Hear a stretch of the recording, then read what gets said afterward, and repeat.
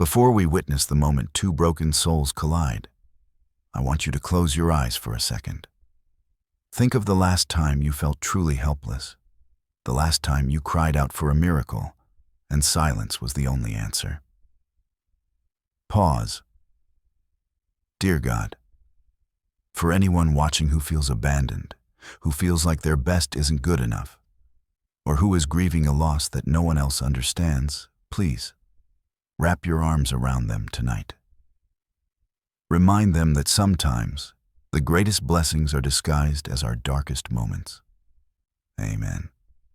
If you believe in miracles, type "I believe" in the comments. Don't scroll past your blessing. The wails tore through the silence of the first-class cabin like a siren, relentless and agonizing. Passengers shifted in their leather seats, shooting annoyed glances, but terrified to speak. Why? Because the man pacing the aisle wasn't just a father. He was Jack A. Bales, the Wolf of Wall Street, a man who could crash a stock market with a single tweet. Yet right now, he couldn't stop his 4-month-old son from screaming. The baby was starving, rejecting every formula, and for the first time in his life, the billionaire CEO was utterly powerless. 3 rows back sat Anna.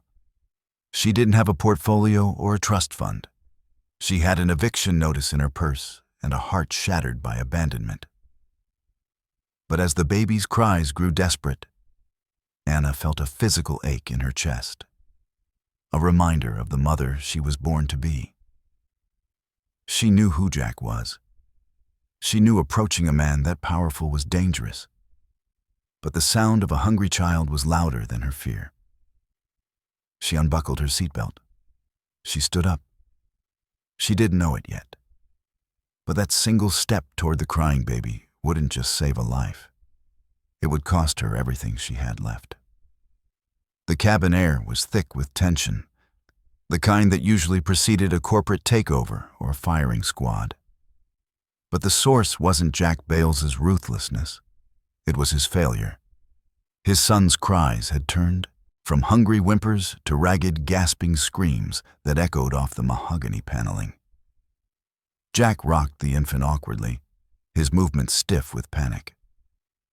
He was a man who engineered billion-dollar mergers, yet he couldn't engineer a way to soothe his own flesh and blood. The formula bottle in his hand was cold, rejected for the 3rd time. Anna stood in the aisle, her legs trembling beneath her worn denim jeans. Every instinct screamed at her to sit back down, to disappear into the upholstery, and let the rich man solve his own problems. But her body betrayed her. The ache in her chest was physical, a biological command that ignored tax brackets. She took a step forward, then another, moving through the heavy silence until she was standing just feet away from the most powerful CEO in New York. "Sir?" Her voice was barely a whisper, cracking under the weight of the cabin's scrutiny. Jack spun around, his eyes wild. For a second he looked like he might snap at her, but the desperation in his gaze stopped him. He didn't see a poor single mother. He saw a lifeline. "What? Do you have a suggestion? Because unless you have a magic wand, I don't want to hear it." "I don't have a wand," Anna said, her hands shaking as she clasped them together. "But I'm a mother. I'm still nursing. If he's refusing the bottle, he might take me." The silence that followed was absolute. The flight attendant froze with a glass of scotch halfway to a passenger's tray. Jack stared at her, his brain seemingly short-circuiting as he processed the offer. It was intimate. It was unorthodox. In his world, it was practically scandalous. But then the baby let out a fresh, heart-wrenching wail, arching his tiny back in agony. Jack's resolve crumbled. The CEO vanished, leaving only a terrified father. "He's starving," Jack choked out, the admission stripping away his pride. "Please." Anna nodded, her face flushing hot. I need privacy. The bathroom? Jack didn't wait for a flight attendant. He marched toward the front lavatory, kicking the door open with his polished shoe. The space was small, smelling of expensive soap and filtered air. He handed the screaming bundle to Anna, his hands brushing hers. The contact sent a jolt of electricity through her that had nothing to do with fear. "I'll turn around," Jack said, his voice rough. He turned his back, facing the door like a guard dog, his broad shoulders filling the frame. Anna sat on the closed lid, fumbling with the buttons of her blouse. "It's okay, little one. Shh." She guided the frantic infant to her breast. For a heartbeat, he fussed, confused. Then, instinct took over. He latched. The screaming cut off instantly, replaced by the rhythmic, guttural sounds of feeding. Jack's shoulders slumped. The silence was louder than the screaming had been. Slowly, unable to help himself, he turned his head. He saw Anna, her head bowed over his son, her expression one of pure, radiant peace amidst the chaos. It was the most beautiful, terrifying thing he had ever seen. In that cramped bathroom at 30,000 feet, Jack Bales realized he was in debt to a stranger who had just done the unthinkable. The landing gear hit the tarmac with a jolt that mirrored the sudden pounding in Anna's chest. For the last 2 hours, she had existed in a suspended reality, holding a billionaire's son, feeling his tiny weight relax against her. But as the plane taxied to the private hangar, reality came rushing back. The eviction notice was still in her purse. The unpaid bills were still waiting on her kitchen counter. She was still nobody, and the man fastening his cufflinks across the aisle was still a king who ruled a world she didn't belong in. "Thank you," Jack said stiffly as the engines whined down. He hadn't looked her in the eye since they left the bathroom. He was back in his armor now, suit jacket buttoned, face mask of indifference firmly in place. "My driver will take you, wherever you need to go. Consider it a courtesy." Anna nodded, carefully handing the sleeping baby back to him. The loss of warmth made her arms ache. "That's not necessary. I can take a cab."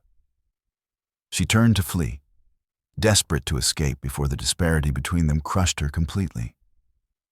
She made it as far as the bottom of the air stairs. The humid city air hit her face, heavy with exhaust and the smell of impending rain. "Wait." The single word was a command, not a request. Anna froze. Jack descended the stairs behind her, carrying his son with a surprising natural ease, flanked by 2 security guards who looked like statues carved from granite. "I can't let you go," Jack said, stopping right in front of her. He looked down at the sleeping infant, then at Anna. The vulnerability from the plane was gone, replaced by the shark-like calculation that had made him a fortune. "He screamed for 6 hours before you touched him. He hasn't stirred since.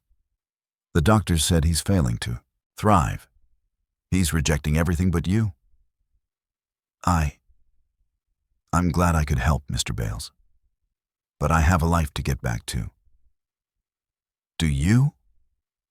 Jack's gaze dropped to her worn handbag, seemingly seeing right through the leather to the crumpled eviction notice inside. "My security team ran a background check while we were in the air. You're 3 months behind on rent. You just lost your job at the diner. You have exactly $42 in your checking account." Anna recoiled as if he'd slapped her. "That is none of your business." "It is when my son's life is on the line," Jack countered, his voice devoid of pity but heavy with purpose. He pulled a folded document from his inside pocket. "I don't believe in luck, Anna. I believe in contracts. I need a wet nurse, a specialist. You need money." He held out the paper. "Live in my penthouse. 24-hour availability. You feed him, you comfort him, you keep him alive. In exchange, I pay off your debts. All of them, plus a salary of $10,000 a month. Anna stared at him. $10,000. It was a lifeline. It was freedom.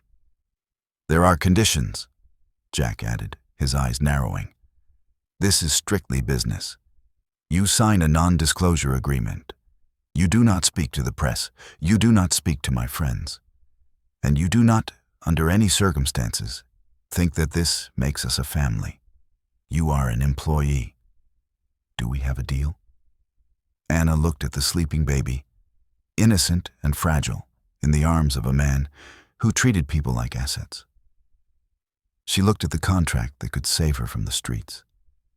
She swallowed her pride, knowing it was the only thing she had left to sell. "Where do I sign?" she whispered. Jack uncapped a gold fountain pen, the click sounding like a lock snapping shut. "Welcome to Bales Enterprises, Ms. Sorrells." The elevator opened directly into the penthouse, and the silence hit Anna harder than the noise of the city below. Jack's home wasn't a living space. It was a museum of solitude. Floor-to-ceiling windows offered a panoramic view of the Manhattan skyline, but the interior was a stark landscape of chrome, glass, and black leather. There were no photos on the mantel, no throw pillows on the couch, no signs that a human heart beat anywhere within these walls. It was breathtakingly expensive and suffocatingly cold. "Your quarters are down the East Hall," Jack said, not bothering to look back as he strode toward a massive marble island in the kitchen. "The nursery is adjacent. The staff has already stocked your room with uniforms. I expect you to wear them." "Uniforms?" "Of course." Anna clutched her battered suitcase tighter. "Does the baby have a name? Or is that in the contract too?" Jack paused, his hand hovering over a tablet. For a second, the armor cracked. "Leo," he said softly, staring at the black screen. "His name is Leo." "Leo," Anna repeated, testing the name. It sounded warm, lion-hearted. It didn't fit this ice palace. Over the next 3 days, Anna learned that Jack raised his son the way he ran his company, with rigid efficiency and zero emotion. He had a schedule for everything. Diaper changes at exactly the top of the hour. Tummy time for exactly 15 minutes. No singing, no rocking him to sleep. It creates dependency, Jack had told her curtly when he caught her swaying with Leo in the nursery. He needs to learn to self-soothe. "He is 4 months old, Jack." Anna had snapped back, the first time she dared to use his first name. "He doesn't need independence. He needs to know he's not alone in this mausoleum you call a home." Jack had just stared at her with those cold, calculating eyes before turning on his heel and walking out. He didn't fire her. Leo was eating, gaining weight, finally thriving. But the air between them grew frigid.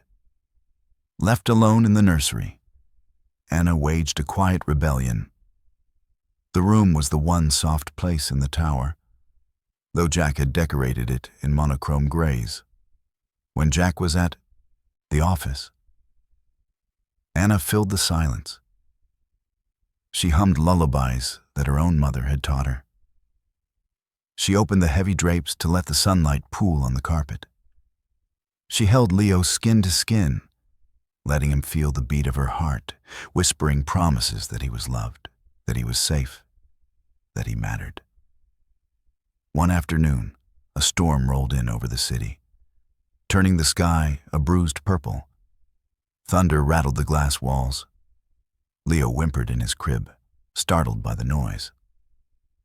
Jack was home early, pacing the living room on a conference call, his voice sharp and aggressive. Anna scooped Leo up, ignoring the schedule on the wall.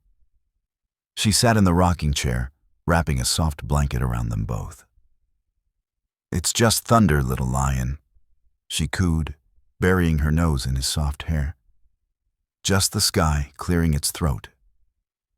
She began to sing, her voice wavering slightly but gaining strength.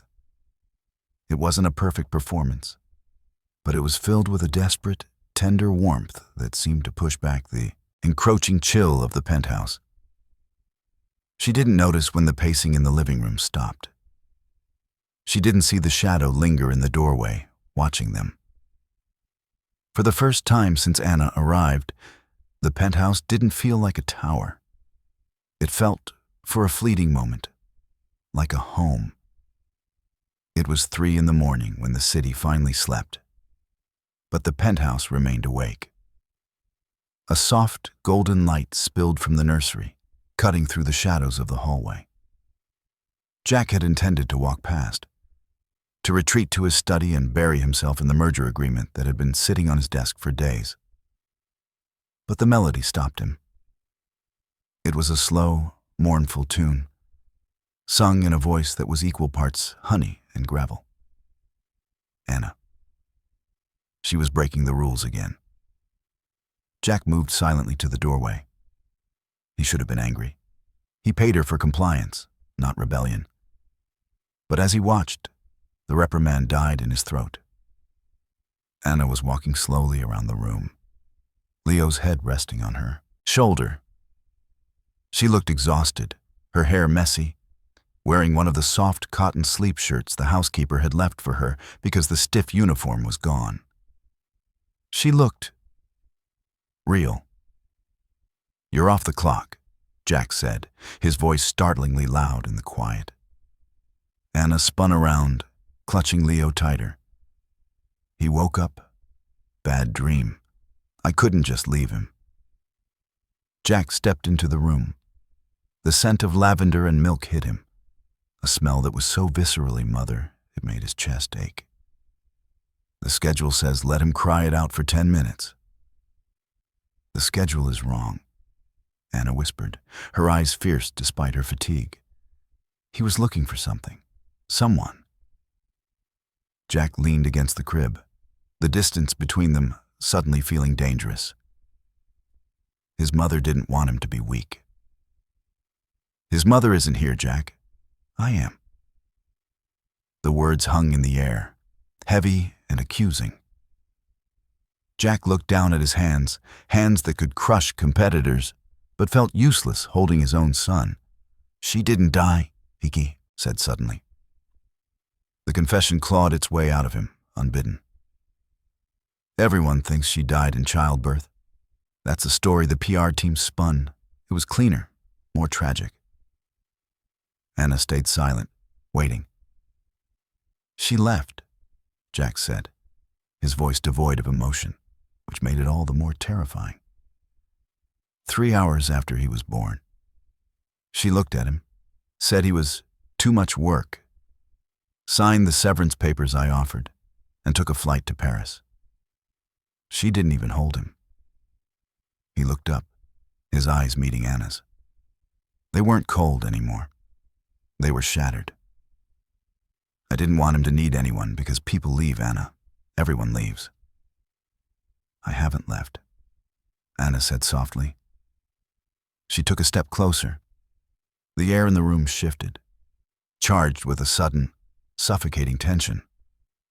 Jack looked at her, really looked at her, and saw not an employee, but a woman who had taken the broken pieces of his life and was holding them together with nothing but her own warmth. He reached out, his fingers brushing a stray curl of hair from her forehead. His hand lingered there, his thumb tracing the line of her cheekbone. Anna's breath hitched. For a terrifying second, Jack leaned in. The ruthless CEO was gone. In his place was a man starving for the very connection he claimed to despise. "You should go to bed," he whispered, his voice rough, his gaze dropping to her lips. "I will," Anna breathed, unable to move. "Go," Jack commanded, but he didn't pull his hand away. "Before I do something that breaks every rule in that contract." The fragile piece of the penthouse was shattered 2 days later, not by a storm, but by the sharp click of stiletto heels on marble. Anna was in the living room, sitting on the floor with Leo for tummy time, another violation of the schedule that Jack had silently started to ignore. They were laughing, a pure, bubbling sound that seemed to rewrite the room's DNA. Then the elevator doors slid open with a decisive ping. "Well, isn't this cozy?" The voice was like spun sugar laced with arsenic. Anna looked up to see a woman standing in the foyer who looked like she had walked straight out of a Vogue editorial. Blonde hair sleeked back, a dress that cost more than Anna's entire life earnings, and a smile that didn't reach her ice blue eyes. "Vanessa." Jack's voice came from the stairs. He descended slowly, his face hardening back into the mask Anna hated. "I revoked your access codes. And I reminded the concierge that I'm still technically a shareholder." Vanessa purred, stepping further into the room. Her gaze swept over the toys scattered on the floor, then landed on Anna with a look of undisguised repulsion. "And who is this?" "The new maid." "She's a bit dusty, Jack." Anna scrambled to her feet, scooping Leo into her arms defensively. "I'm the nanny." "The wet nurse," Jack corrected, though the sharpness in his tone seemed directed at Vanessa, not Anna. "Anna, take Leo to the nursery." "Oh, don't rush off." Vanessa interrupted, closing the distance between them. She reached out a manicured hand to touch Leo's cheek, but Anna instinctively took a step back. Vanessa's eyes narrowed. "He's grown. He looks just like you, Jack. He looks like an heir." "He looked like a burden when you left him in the hospital," Jack said, his voice low and dangerous. "Why are you here, Vanessa?" "I've been thinking," she said, turning her back on Anna as if she were furniture. "I was suffering from postpartum depression. I wasn't myself. But I'm better now, and a boy needs his mother." She trailed a finger along Jack's lapel. "Especially now that the trust fund has vested. I've spoken to my lawyers. Joint custody seems fair." Anna felt a cold pit open in her stomach. This woman didn't want a son. She wanted a payout. "You signed away your rights," Jack snarled, stepping away from her touch. "Under duress," Vanessa countered smoothly. She glanced back at Anna, her lip curling. "And frankly, Jack, leaving him with hired help? A woman who looks like she buys her clothes at a gas station? It doesn't look good for the Father of the Year image. The courts will eat you alive." "Get out!" Jack pointed to the door. "I'll go." Vanessa smiled, a shark sensing blood in the water. "But I'll be back, and when I am, I'm taking my son. Enjoy playing house with the help while it lasts." She turned and clicked her way back to the elevator. As the doors closed, the silence she left behind wasn't empty. It was poisoned. Jack stood frozen, staring at the closed doors while Anna clutched Leo, realizing that the cold tower wasn't just lonely anymore. It was under siege. The Gilded Hope Charity Gala was a battlefield disguised as a ballroom. Crystal chandeliers dripped light onto a sea of tuxedos and gowns, the air perfumed with expensive lilies and old money. Anna felt like an imposter in the silk navy dress Jack had provided. It was modest but elegant, chosen to help her blend in while she cared for Leo in the private VIP suite upstairs. But Vanessa had insisted she join the main party for a toast. A peace offering, she claimed. Jack stood stiffly beside Anna, his hand hovering near the small of her back as if to shield her. For a moment, amidst the clinking glasses, they looked like a couple. "You look beautiful," Jack murmured, leaning close so only she could hear. It was the first time he'd complimented her. Anna felt a flush rise to her cheeks, a dangerous hope blooming in her chest. Then, the illusion shattered. Security! A shrill voice cut through the murmur of the crowd. Vanessa stood near the exit, clutching her throat, her face a mask of theatrical horror. My diamond choker, it's gone. Someone bumped into me. Her. She pointed a trembling finger directly at Anna. The room went dead silent. Hundreds of eyes turned to Anna. That's ridiculous. Jack stepped forward, his voice hard. Vanessa, stop this scene. Check her bag, Vanessa shrieked, playing the victim perfectly. I felt her reach in. Before Anna could protest, a security guard stepped forward. Ma'am, please. He took Anna's small clutch. She didn't fight him. She had nothing to hide.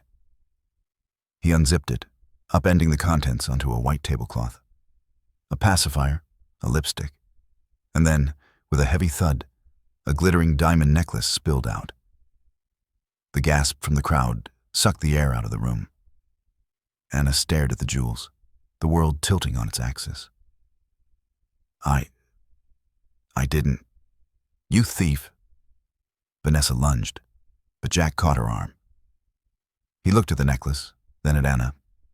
His face went blank. The warmth, the connection, the trust. It all vanished behind the familiar, icy wall of the CEO who had been betrayed too many times. Jack, please, Anna pleaded, reaching for him. You know me. I wouldn't. I thought I did, Jack said. His voice was terrifyingly calm. I thought you were different. But you're just like everyone else. Everyone has a price. No. Tears blurred her vision. She planted it. Get her out of here, Jack ordered the guards, turning his back on her. And have her things packed. She is not to step foot in the penthouse again. Jack, Leo needs me. Anna screamed as the guards grabbed her arms. Leo needs a mother, Jack said to the empty air, not a criminal. As Anna was dragged out, humiliated and sobbing, she saw Vanessa smiling behind Jack's back, a cold, victorious smirk that sealed her fate. The doors closed, shutting Anna out of the world she had just started to call home. The silence in the penthouse was different now. It wasn't peaceful. It was dead. It had been 48 hours since Anna was dragged out of the gala. And in that time, Jack's meticulously ordered world had disintegrated into chaos. From the nursery, the screaming was constant. It wasn't the angry cry of a fussy baby. It was the heartbroken wail of a child who had been abandoned twice. Leo was refusing the bottle again. He was refusing the expensive wet nurses the agency sent. He was feverish, his skin blotchy from crying, his tiny body arching in distress every time Jack tried to hold him. Drink, Leo. Please, Jack begged, sitting in the rocking chair at 3 a.m. His eyes were bloodshot, his suit rumpled. The nursery, once warm with Anna's presence, felt freezing.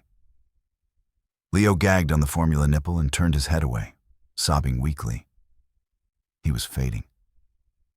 Jack felt a surge of panic so acute it nearly brought him to his knees.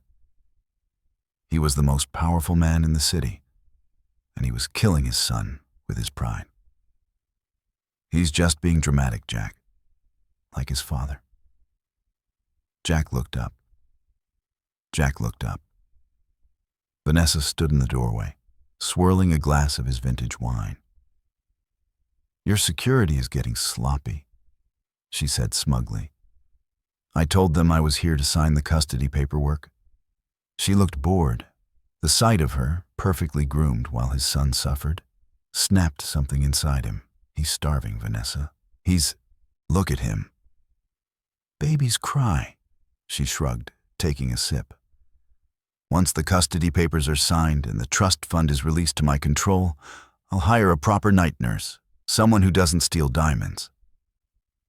You found that necklace remarkably fast, Jack said, his voice dropping to a dangerous whisper. He stood up, placing the crying baby back in the crib. And you weren't wearing it in the limo. Vanessa froze. I put it on in the bathroom. The bathroom has security cameras in the hallway. You never went in. Jack walked toward her, the predator finally waking up. I checked the footage tonight. You slipped it into Anna's bag when you hugged her. Vanessa's mask slipped. She didn't look scared. She looked annoyed. So what? She was a liability, a gold digger. I did you a favor. A favor? Jack laughed, a harsh, mirthless sound. You framed an innocent woman. You let your son starve for 2 days because you were jealous. I did it for the money. Vanessa snapped, throwing the wine glass. It shattered against the wall, red liquid dripping like blood. Do you think I want to raise a brat? I want the payout, Jack. I earned it dealing with you. The confession hung in the air, ugly and undeniable. Get out, Jack said. This time, it wasn't a roar. It was a sentence. If you are not gone in 5 minutes, I call the police. Attempted extortion, grand larceny, child neglect, I will bury you. Vanessa paled. She scrambled for her purse and fled without looking back at the crib. Jack was alone again. The penthouse was silent except for Leo's weak whimpers. Jack walked to the window, looking out at the city lights that blurred through his tears. He had been a fool. He had chosen the lie because it was easier than trusting the truth. He looked at his phone. He had one chance to fix this, one chance to save his son and himself. The boardroom was a shark tank. 20 board members sat around the polished mahogany table, their faces grim. The Havar storm scandal of the diamond thief nanny was trending on every social media platform, and Bales Enterprises' stock was plummeting. The PR crisis team had prepared a script for Jack. Deny, deflect, destroy. Mr. Bales, the chairman said, tapping his pen, the press is waiting downstairs. We need you to confirm that Miss Sorrells was a con artist and that the company is stable. Jack stood at the head of the table. He looked at the script in front of him. It was a lie. A safe, profitable lie. He thought of Leo, now stable but still refusing solid food, being monitored by nurses in the pediatric wing after he'd been admitted that morning. He thought of Anna's face as she was dragged away, the betrayal in her eyes that hurt worse than the plummeting stock. No, Jack said. He walked past the stunned board members and out the double doors. He didn't stop at the elevators. He walked straight into the lobby where the press pack was waiting like a pack of wolves. Flashbulbs erupted, bulbs, blinding him. Microphones were shoved in his face. Mr. Bales? Did she steal the diamonds? Is the baby safe? Are you stepping down? Jack raised a hand. The room fell silent. He stepped up to the podium, gripping the edges until his knuckles turned white. He looked directly into the camera lens, imagining Anna watching from whatever cheap motel room she was hiding in. I made a mistake, Jack began, his voice ringing out clear and steady. Not in hiring Anna Sorrells, but in firing her. A collective gasp rippled through the reporters. For years, I built this company on ruthlessness. I thought strength meant never showing weakness. I thought love was a liability. He paused, his voice cracking slightly. But 2 weeks ago, I watched a woman with nothing give everything to save my son. She didn't steal anything. She was framed by someone who wanted my money, while Anna only ever wanted my son's happiness. He took a deep breath, tearing down the last of his walls on live television. I am a billionaire, but I am a bankrupt man without her. Anna, if you are watching this, I was wrong. I was a coward. Leo needs you. I need you. Not as an employee, not as a nanny, but as the partner I don't deserve. He looked at the camera with an intensity that burned through the screen.